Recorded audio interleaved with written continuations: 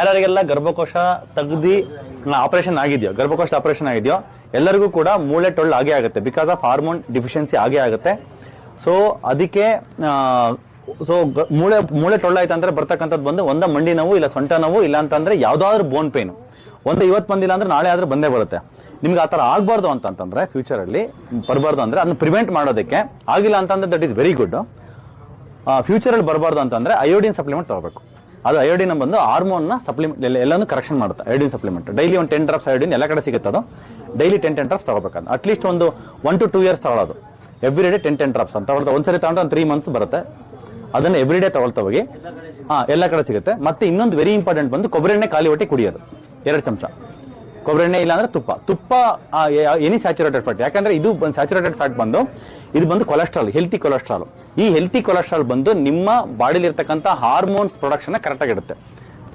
Progesterone, oestrogen ಎಲ್ಲ hormones correct ಆಗಿಡುತ್ತೆ. ಮತ್ತೆ ಥೈರಾಯ್ಡ್ ಮತ್ತೆ parathyroid hormone which is very good for the bone development, ಅದನ್ನ ಕರೆಕ್ಟ್ ಆಗಿಡುತ್ತೆ.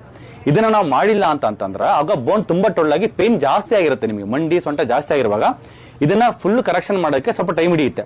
ಇದನ್ನೆಲ್ಲ ಬೋನ್ ಆಸ್ಟಿಯೋಪೊರೋಸಿಸ್ ಕರೆಕ್ಷನ್ ಮಾಡಿಕೊಂಡು ಜೊತೆಗೆ ಏನು ಮಂಡಿನಲ್ಲಿ ಡಿಜನರೇಷನ್ ಆಗಿರುತ್ತೆ, ಸೊಂಟದಲ್ಲಿ ಡಿಜನರೇಷನ್, ಅದಕ್ಕೆ ಲೋಕಲ್ ಇಂಜೆಕ್ಷನ್ಸ್ ಕೊಟ್ಕೊಂಡು ಸರಿ ಮಾಡಬಹುದು. ಅದಕ್ಕೆ ಐವಿನಲ್ಲಿ ಥೆರಪಿ ಕೊಟ್ಕೊಂಡು ಕ್ಯಾಲ್ಸಿಯಂ ಗ್ಲೂಕೋನೇಟ್ ಇಂಜೆಕ್ಷನ್ಸ್ ಅವೆಲ್ಲ ಐವಿನಲ್ಲಿ ಕೊಡ್ತಾ ಲೋ ಡೋಸ್ ಅಲ್ಲಿ ಕೊಡ್ತಾ ಹೋದ್ರೆ ಅದು ಕ್ಯಾಲ್ಸಿಯಂ ಅಬ್ಸಾರ್ಪ್ಷನ್ ಆಗ್ತಾ ಅದಕ್ಕೆ